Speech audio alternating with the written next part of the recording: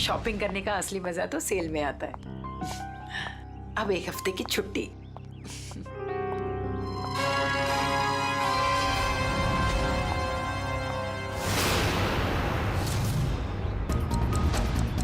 अब घर जाकर मम्मी से कहूंगी कि उनके हाथ की ठंडी लस्सी बना कर दे।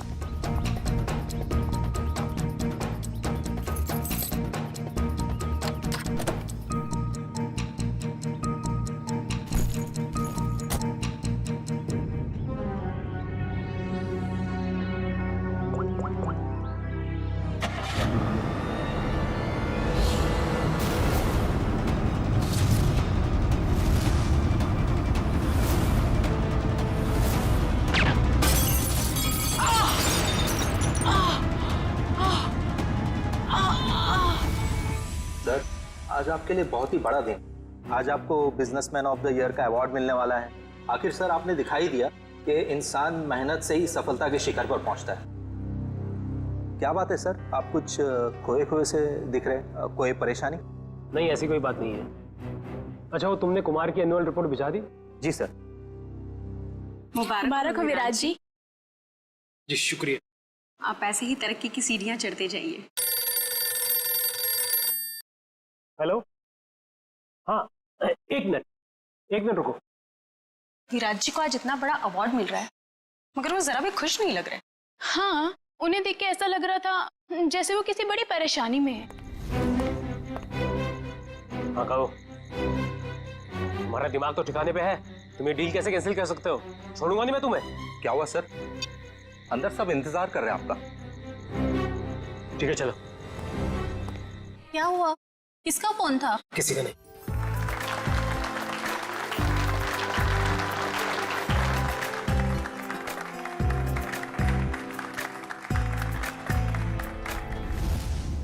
अब वक्त है उस घड़ी का जिसका आप सबको बेसब्री से इंतजार, बिजनेसमैन ऑफ द ईयर का अवार्ड देने का वक्त आ गया है। और इस अवार्ड को देने के लिए मैं बुलाना चाहूंगा इस शहर के जाने माने इंडस्ट्रियलिस्ट मिस्टर श्याम विपुल को।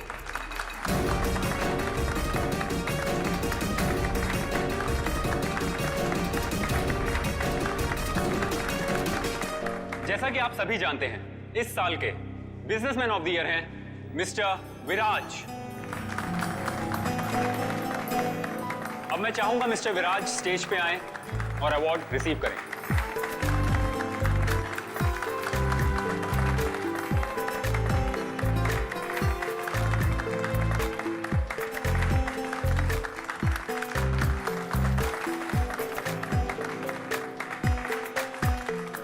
अब मैं चाहूंगा मिस्टर विराज हमारे लिए 2 शब्द कहें।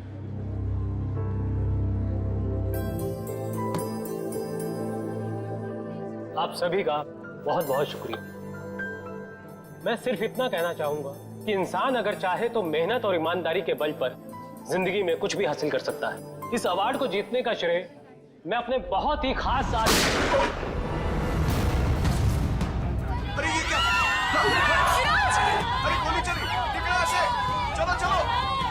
हमें ना लग जाए। निकलो यहाँ से। विराज! तो विराज क्या हुआ तुम्हें? अभिजीत, गोली तो बाएं तरफ से चली है। बस इसका मतलब गोली चलाने वाला इसके सामने नहीं खड़ा था, साइड से गोली चलाई इसने। अगर ये यहाँ पे खड़ा होके बोल रहा था बाईं तरफ से गोली चली है, सर यहाँ कहीं पे होना चाहिए खूनी को। हाँ, पर यहाँ पर तो दीवार है अभिजीत, मतलब खूनी दीवार के सामने खड़ा था इन सारे लोगों के बीच में। किसी ने तो सुना होगा, देखा होगा गोली चलाते वक्त। ये इधर दीवार पे मेहमान थे इस तरफ? सर 2 या 3। 2 या 3 कितने? सर 3। कौन लोग थे, कुछ याद है आपको? सर गोली की आवाज सुनकर वो लोग भाग गए, जो बचे यहीं बचे हैं। मेहमानों की लिस्ट तो होगी तुम्हारे पास? Yes sir. अल्लाह। Okay sir. वैसे आप लोगों ने देखा किसी को गोली चलाते हुए? नहीं सर। कमाल है, एक आदमी यहाँ पे गोली चलाता है, इनकी मौत हो जाती है, ना किसी ने कुछ देखा ना सुना। ऐसा कैसे हो सकता है? सर दरअसल हम सबका ध्यान स्टेज पे चल रहे प्रोग्राम पे था, इसलिए गोली कहाँ से आई वो पता ही नहीं चला। हाँ हाँ सचिन, यहाँ पे सारी ग्लासेस बिल्कुल ठीक ठाक है, लेकिन इस ग्लास पे क्रैक है। अभिजीत, ग्लास में क्रैक है, मगर ग्लास खड़ा का खड़ा ही, गिरा नहीं है। ऐसा क्रैक तो तभी आएगा सर, ये ग्लास किसी से टकराए या फिर कोई बहुत जोर की आवाज हो ग्लास के पास। जरूर ये आवाज गोली चलने की है, और वो गोली इसी ग्लास के करीब से ही चली है। पंखे, हाँ आजा। देख, लगता है गोली यहीं से चली है, ग्लास के पास से।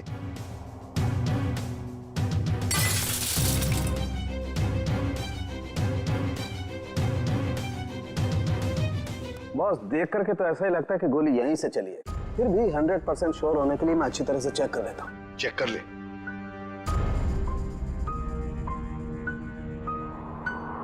आप लोग उसे बिल्कुल नहीं छोड़ना जिसने विराज को मारा है। बिल्कुल, आपसे वादा करते हैं, जिसने भी ये किया है उसे कड़ी से कड़ी सजा दिला देंगे। तू हिम्मत से काम ले, अगर तू ऐसे करेगा काम कैसे चलेगा? चुप हो जा।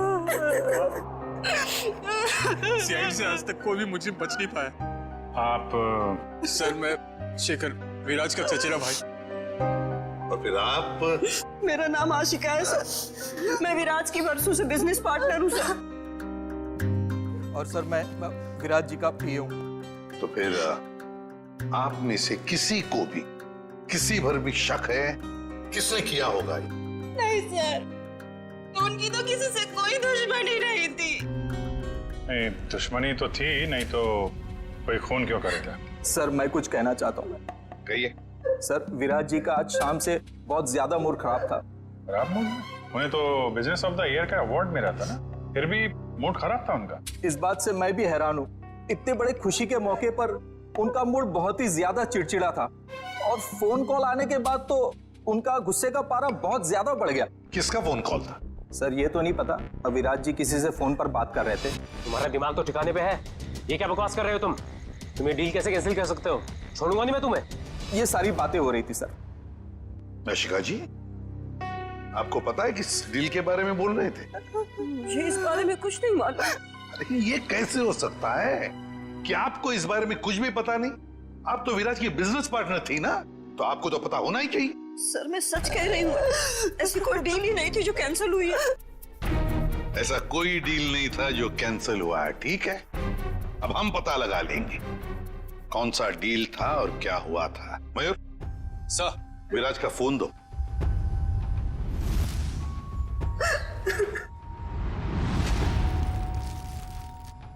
देखो जरा, आखिरी फोन।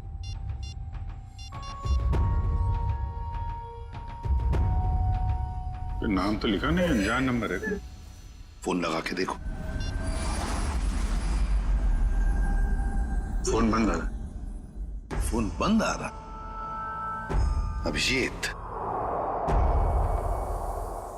फोन बंद आ रहा है, इसका मतलब है विराज की मौत का जिम्मेदार ये फोन कॉल ही है। पता लगाना पड़ेगा ये फोन नंबर है किसका। मनसा, बेकार की जिद छोड़ दो ना। मम्मा प्लीज समझने की कोशिश करो, मुझे सीआईडी के पास जाना ही होगा, उनसे मदद लेनी होगी। मम्मा नहीं, मैं तुम्हें नहीं जाने दूंगी। फिर से हमला हो गया तुम पर तो। मम्मा प्लीज, मैं जो कर रही हूँ वो ठीक कर रही हूँ, लेट मी डू इट। हाँ, मैं सीआईडी के पास जा रही हूँ, क्या तुम मेरे साथ चलोगे? ओके।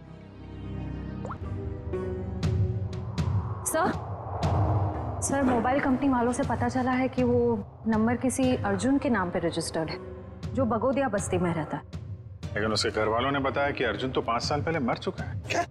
और उसका सिम कार्ड कौन इस्तेमाल कर रहा है कुछ पता नहीं। तो बड़ा चालाक है ये खून, कोई भी सुराग नहीं छोड़ रहा है। 5 साल पहले मरे हुए आदमी का सिम कार्ड इस्तेमाल करता है और फिर विराज का खून भी करता है।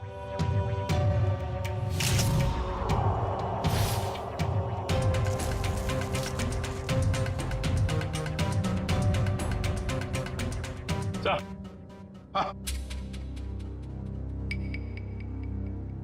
ये देखिए सर, ये देसी कट्टा मिला इसमें से। लगता है धोनी भागते वक्त गलती से यहाँ गिरा गया। अजीब क्यों नहीं है सर, भाग गया लेकिन हथियार यहीं छोड़ गया। हमारे लिए?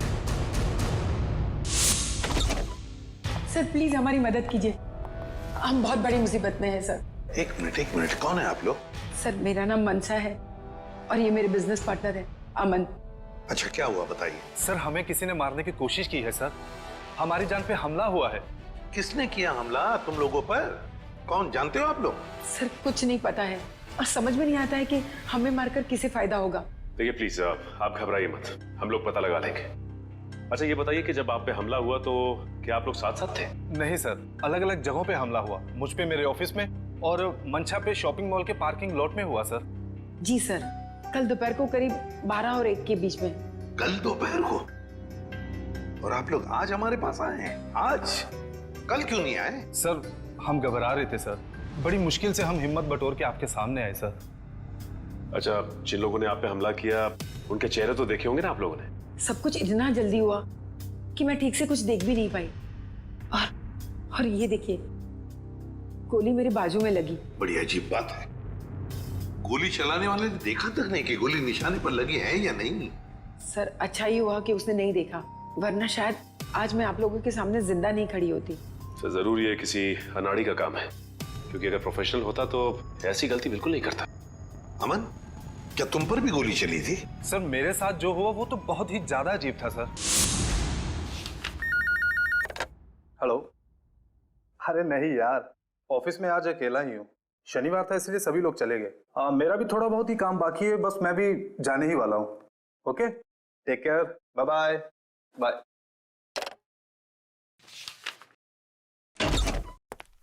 अरे ऑफिस में इस वक्त कौन हो सकता है?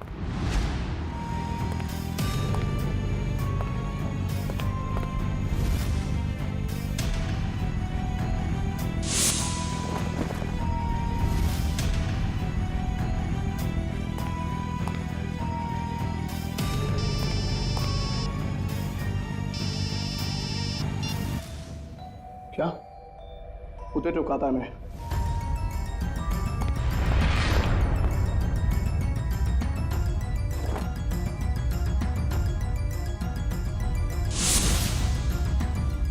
सर गोली मारने वाला बिना गोली मारे ही चला गया। भाई तो सर ये तो बहुत अजीब है। सर जो कुछ भी हुआ, कम से कम मेरी जान तो बच गई सर। दीदी, ये तो बड़ी अच्छी बात हो गई। अब आप लोग हमारी एक मदद कीजिए उनका स्केच बनवाने में। सर स्केच तो बनवा देंगे, मगर ब्यूरो से बाहर जाने से डर लग रहा है सर, कहीं फिर से हम पे हमला हुआ तो। अब आप पर कोई हमला नहीं कर सकता। अब आप लोगों की सुरक्षा की जिम्मेदारी हमारी है। एक बात समझ में नहीं आ रही है, मंशा पर गोली चलाने वाला करीब से गोली चलाता है मंशा पर जानलेवा गोली नहीं चलाता, और जो अमन पर गोली चलाने गया था वो बिना गोली चलाए वापस चला जाता है। ऐसा क्यों?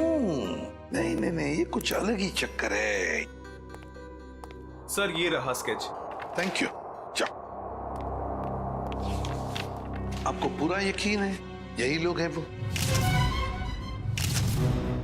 हाँ सर, लगभग ऐसे ही थे। ठीक है, थैंक यू वेरी मच। अब आप लोग जा सकते हैं, लेकिन निश्चिंत रहिए, आपकी सुरक्षा के लिए हमारे सीआईडी ऑफिसर्स तैनात रहेंगे। Thank you. Thank you sir. Shreya, देखो क्या ये दोनों पुराने पापी है क्या?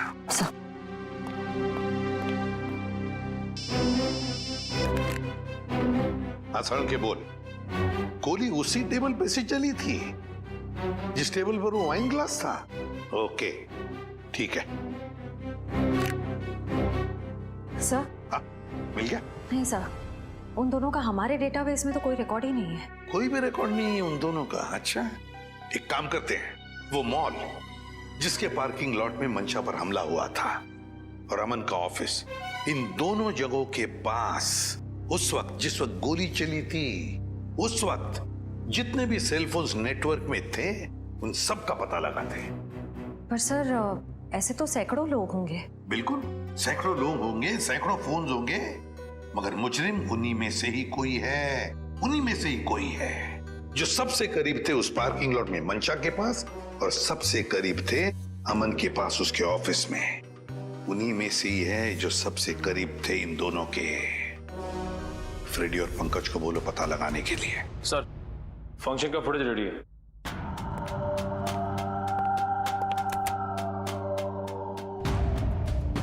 निखिल, अब जूम करो उस टेबल पर जहां से गोली चली थी।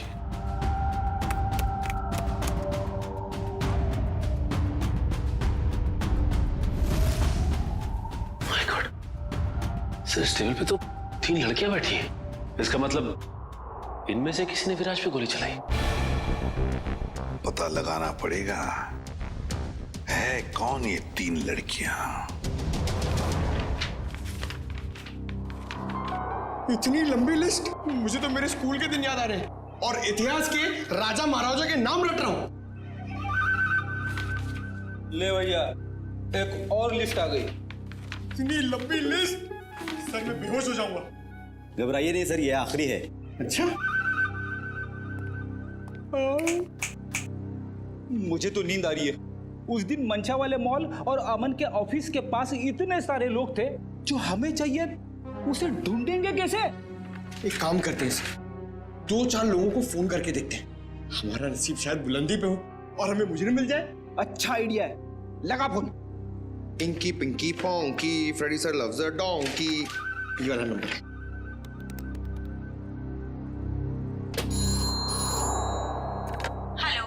हेलो, क्या नाम है आपका मैडम? तुम्हें क्यों बताऊं? तुम्हें शर्म नहीं आती? अनजान लड़की को फोन करके परेशान करते हो।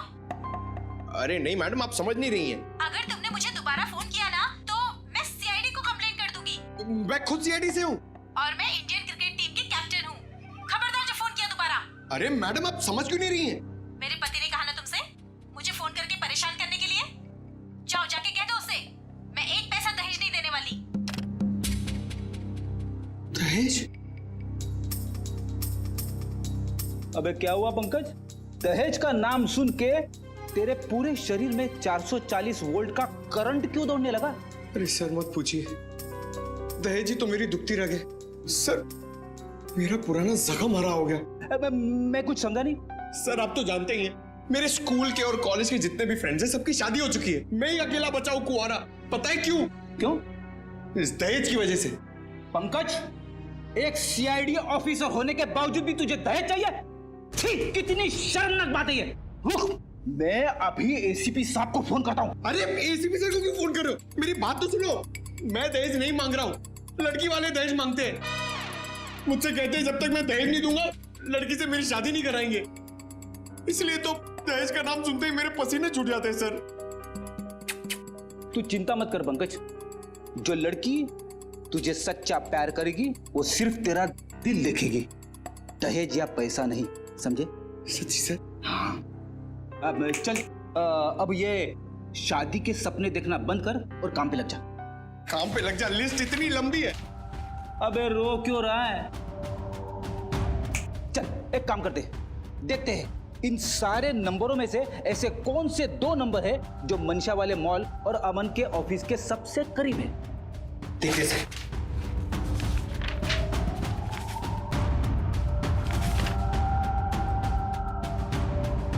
सर ये नंबर देखिए सर।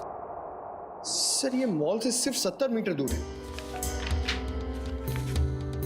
सर ये नंबर देखिए, ये ऑफिस से 20 मीटर दूर है sir. Excuse me. Yes sir. आप जरा बता सकते हैं कि ये और ये 2 नंबर किसके नाम पे? एक मिनट।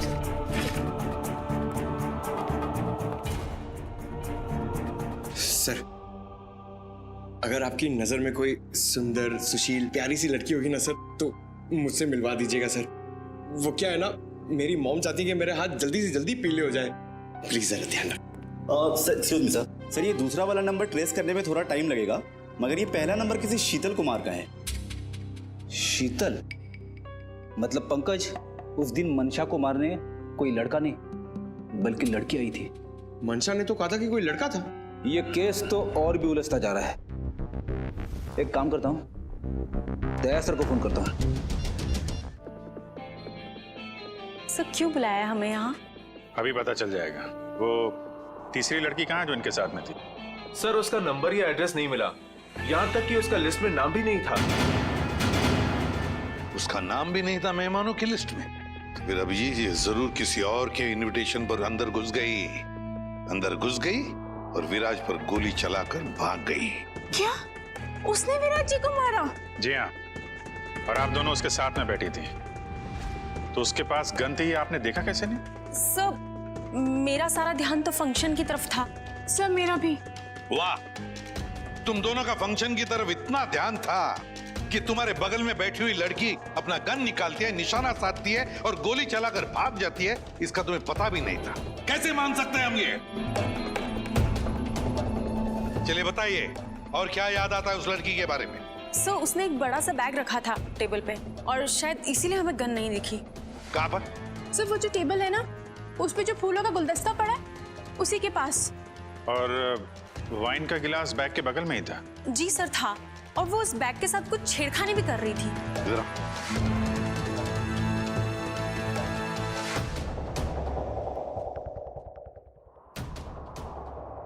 तुम दोनों यहाँ बैठी थी? जी सर। और उसने बैग कहाँ रखी थी? सर उसका बैग यहाँ पर था। और गिलास यहाँ पर? जी सर।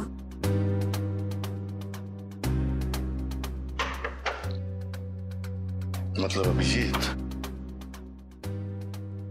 बैग के अंदर गन छुपा कर रखी थी। वो कह रही थी ना, छेड़छाड़ कर रही थी बैग के साथ, निशाना साधा उसने और गोली चला दी। सर उसका चेहरा तो हम देख ही चुके हैं, उसकी फोटो टेलीविजन और अखबारों में दे दें सर? हाँ, मगर उससे पहले अभिजीत सीसीटीवी फुटेज चेक करो। सर ये जो दोनों कैमरास है ये फंक्शन हॉल के अंदर के हैं और ये मेन गेट का।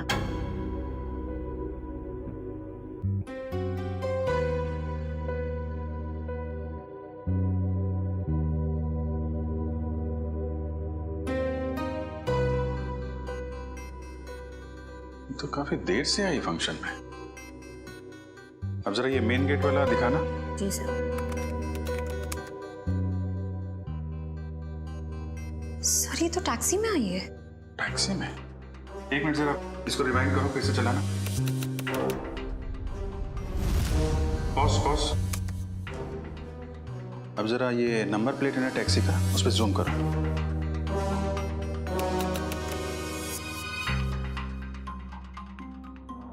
इस टैक्सी कंपनी से पता करो कहां से बैठी थी ये इस टैक्सी में। जी हाँ, मैं उसी टैक्सी की बात कर रहा हूँ, VWJA 3856। जी हाँ, 23 नवंबर की रात लगभग 8 बजे के आसपास इस टैक्सी ने एक लड़की को तिरला ऑडिटोरियम पहुंचाया। देखिए इस लड़की की सारी डिटेल चाहिए हमें। जी हाँ, खून का मामला है। क्या कहा टैक्सी कंपनी ने? सर कंपनी वाले सारी डिटेल्स ईमेल कर रहे हैं सर। ओके, टैक्सी कंपनी का ईमेल आ गया।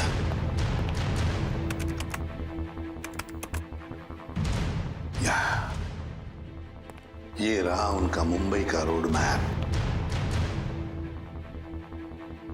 और ये है वो लाल डॉट, ये है वो टैक्सी और उस टैक्सी का रूट ये था, ये देखो, तिरला ऑडिटोरियम।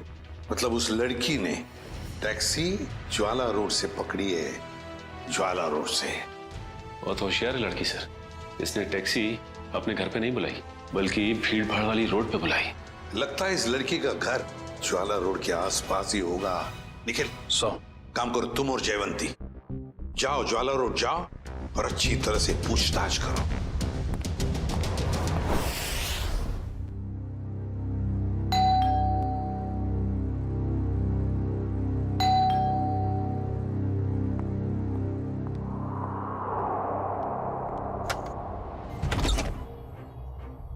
शीतल?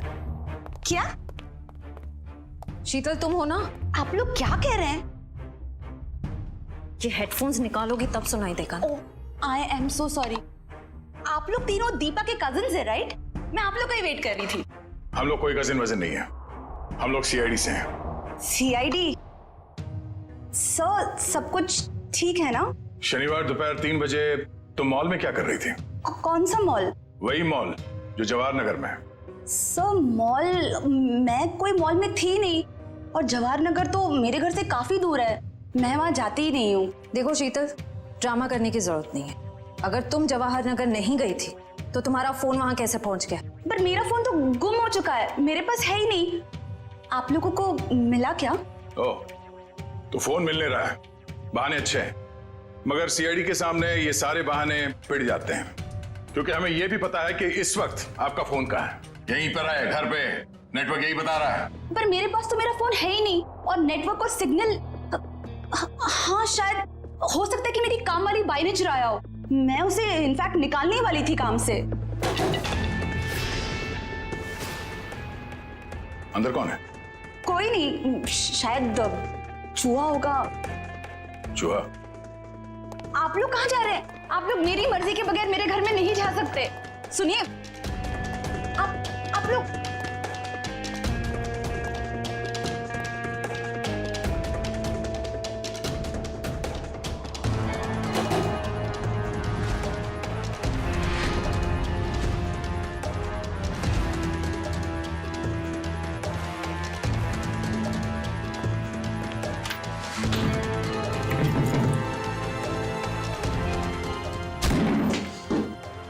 शर्म नहीं आती? ऐसे कैसे अंदर घुसे चले आते हो? अब क्या करें, आदत से मजबूर है। क्या? काफी बड़ा चूहा है, इसे खुराक की जरूरत है, हम ले जाते हैं।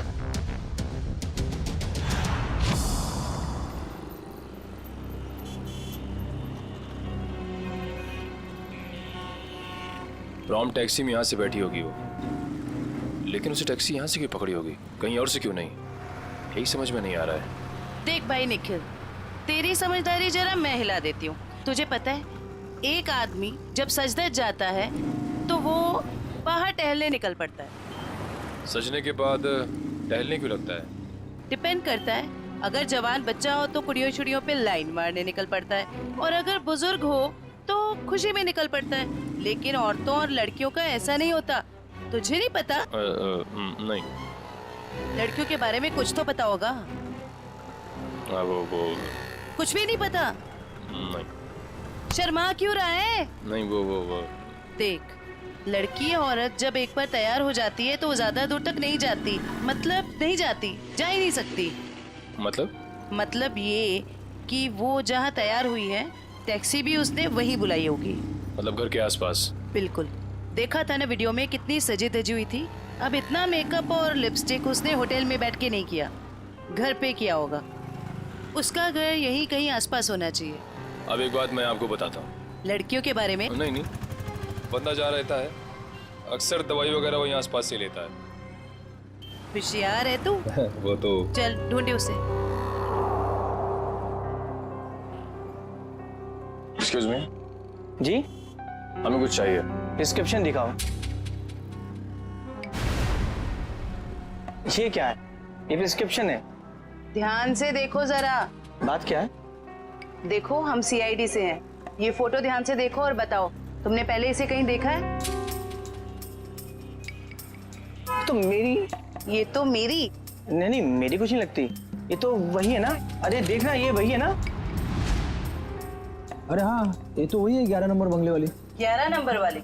हाँ, 11 नंबर पे रहती है, घर से फोन करती है। बहुत बार घर पे दवाई भेजी हमने इसकी। क्यों, बीमार है क्या? नहीं, हट्टी कट्टी है। 11 नंबर वाली।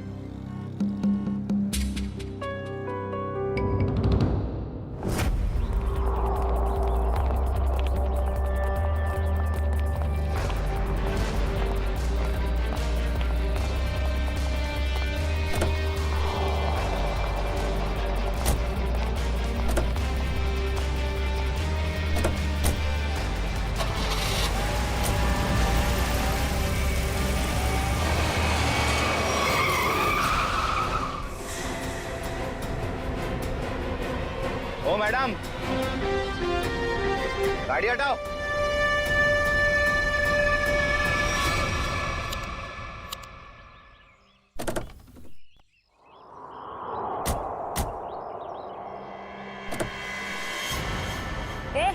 क्या बदतमीजी है? चल गाड़ी हटा। अगर यहाँ बदतमीजी नहीं पसंद तो सीआईडी ब्यूरो चलो, वहां कर लेंगे थोड़ी बदतमीजी। सीआईडी?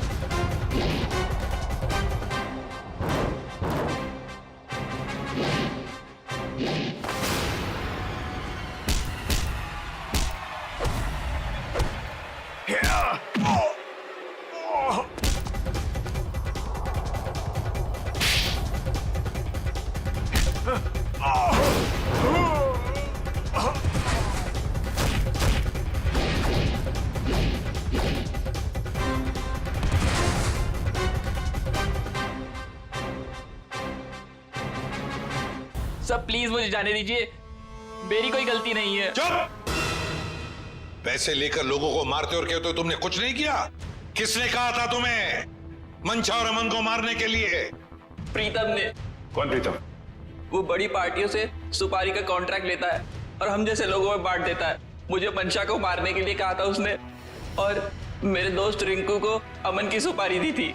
मतलब पैसे लेकर लोगों को मारने का पूरा नेटवर्क ये प्रीतम चलाता है। और फिर मंशा और अमन को मारने के लिए प्रीतम को किसने कहा? प्रीतम को किसने कॉन्ट्रैक्ट दिया था? सब विराज ने। विराज? सर इसका मतलब विराज, मंशा और ये अमन का केस आपस में जुड़ा हुआ है।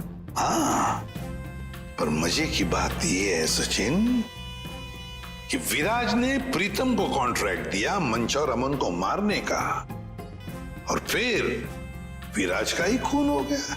सर कहीं ऐसा तो नहीं कि अमन और मंशा ने मिलकर विराज को मरवा दिया हो? तो फिर मंशा और अमन हमारे पास क्यों आते?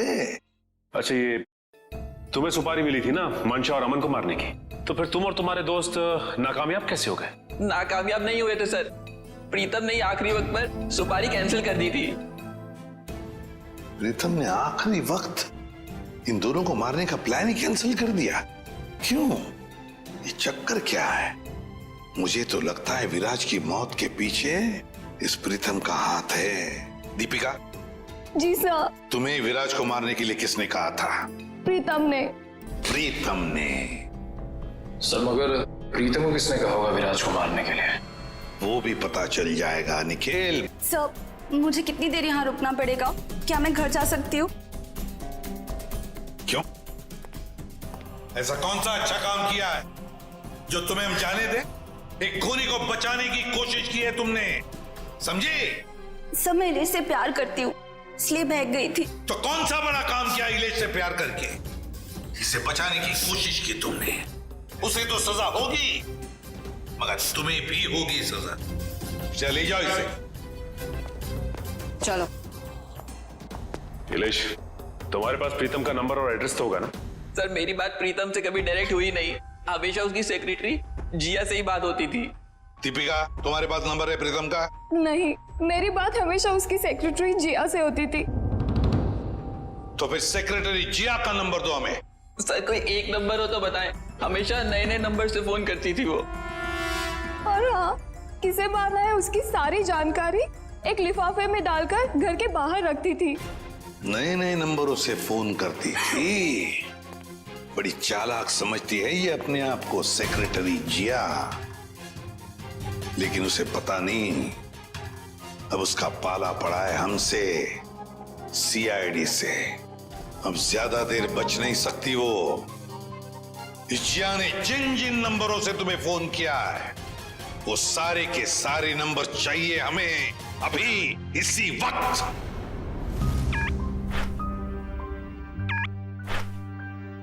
सर ये देखिए, शहर के नक्शे में जो लाल रंग के निशान दिखाई दे रहे हैं, जिया ने आज ये नंबर वहां इस्तेमाल किए हैं। ये है वो पहला नंबर जिया ने इस्तेमाल किया हुआ। राजा पार्क से लेकर खातीपुरा गया है और 30 मिनट तक बात कर रही थी, 30 मिनट तक। और फिर खातीपुरा से वो श्याम नगर आई, उस दौरान उसने 40 मिनट तक बात की। हाँ सर, और तीसरा नंबर उसने इस्तेमाल किया है श्याम नगर से क्वींस रोड के बीच, तकरीबन अब 1 घंटे बात की है सर। और उसके बाद अब ये क्वींस रोड से विद्यानगर की तरफ गई। और सर विद्यानगर में जिया के नंबर के साथ एक और नंबर है। लगता है ये नंबर प्रीतम का है श्रेया, ये प्रीतम ही है। इस प्रीतम ने बुलाया होगा जिया को विद्यानगर मिलने के लिए। लेकिन सर विद्यानगर के बाद तो जिया का मोबाइल बंद हो गया है सर।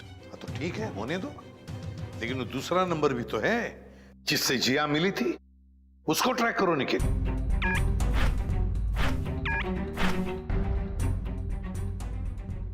सर फिलहाल ये नंबर सिविल लाइन के किसी बंगलो में है, bungalow number 17। Civil Lines bungalow number 17। जिया तेरी साड़ी तो बहुत अच्छी लग रही है, कहाँ से खरीदी? स्पेशली ऑर्डर देके बनवाई है। डिजाइनर है। वाह जिया, तेरी चॉइस को तो मानना पड़ेगा। 1 मिनट। मेरा एक बहुत पुराना दुश्मन है, मुझे उसे मरवाना है। दाम जो भी चल लग जाए। लगता है किसी आशिक का फोन आया है। मैं प्रीतम जी की सेक्रेटरी बोल रही हूँ। आपका संदेश उन तक पहुँचा दूंगी। 10 लाख लगेंगे। अरे 20 लाख दूंगा, लेकिन वो बचना नहीं चाहिए। बहुत नफरत करते हैं हमसे। ऐसा क्या बिगाड़ा है आपका? मिल के बताता हूँ आपको। लगता है दरवाजे पे कोई आया है। मैं आपको थोड़ी देर में कॉल करती हूँ। आप? नहीं, वो मैं ही हूँ। आपसे मुलाकात भी हो गई। आप कौन है? वैसे तो मेरा नाम अभिजीत है, लोग मुझे सीनियर इंस्पेक्टर अभिजीत के नाम से जानते हैं। सीआईडी में काम करता हूँ। आप किस नाम से बुलाना पसंद करेंगी? सीआईडी का यहाँ क्या काम? अरे फोन पे बताया ना आपको। अच्छा वो, मुझे लगा कोई मजाक कर रहा है तो मैं भी मजाक करने लग गई। सुपारी का लेन देन तुम्हें मजाक लगता है? जिया, ये सब क्या चल रहा है? सॉरी गर्ल्स, पार्टी खत्म हो गई है, आप लोग जा सकती हैं। Thank you very much. चलिए चलिए। चलो चलो। आप सोच भी नहीं सकती आप कितनी बड़ी मुसीबत में फंस गई हैं। देखिए, मैं प्रीतम के लिए काम करती हूँ, लेकिन मैंने आज तक उसे नहीं देखा। वाह सर, अभी तक ये कह रही थी कि प्रीतम को जानती नहीं है, अब कह रही है देखा नहीं है। ऐसा ना हो थोड़ी देर के बाद ये कहें कि ये खुद प्रीतम है। अरे मैं ऐसा क्यों कहूंगी? मैं प्रीतम नहीं हूँ, मैं तो जिया हूँ। जरा आईडी दिखाइए अपना। ID card? हाँ, I card, driving licence, PAN card, passport, कुछ भी नहीं है। नहीं है? ओह, जरा मैडम का बैग चेक कर लीजिए।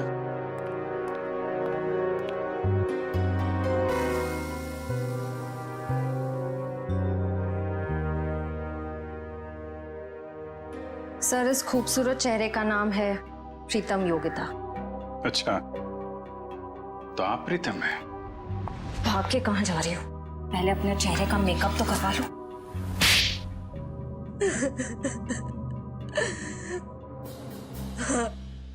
मैं ही प्रीतम हूँ और मैं ही सुपारी लेने का काम करती हूँ। आज की सुपारी किसने दी थी तुम्हें?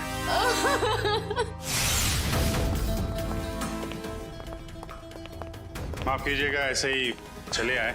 क्या करते, काम बहुत जरूरी था। आपने दीपिका को गिरफ्तार कर लिया?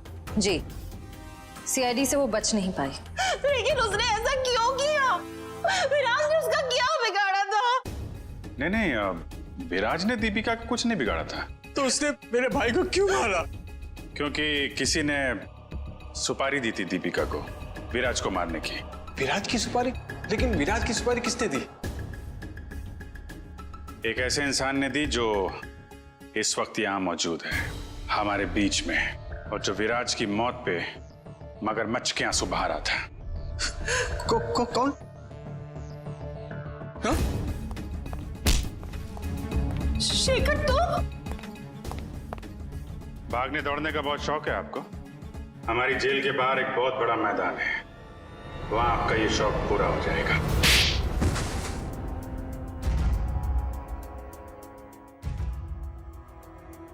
कहने के तो ये हमारा फैमिली बिजनेस था, लेकिन सच तो ये था कि पूरा कारोबार सिर्फ और सिर्फ विराज भैया चलाते थे। और इस बात की तुम्हें जलन थी, हैं?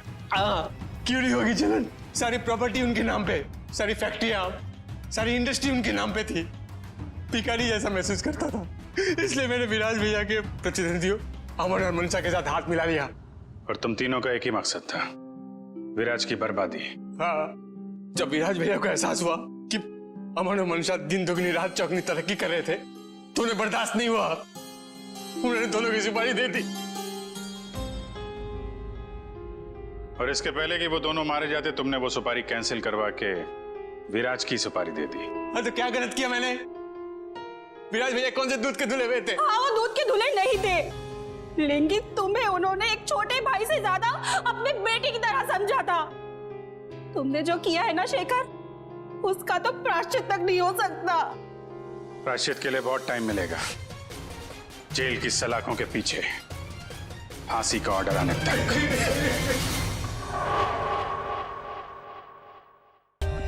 For more updates, subscribe to our channel, click the show links and enjoy watching the videos.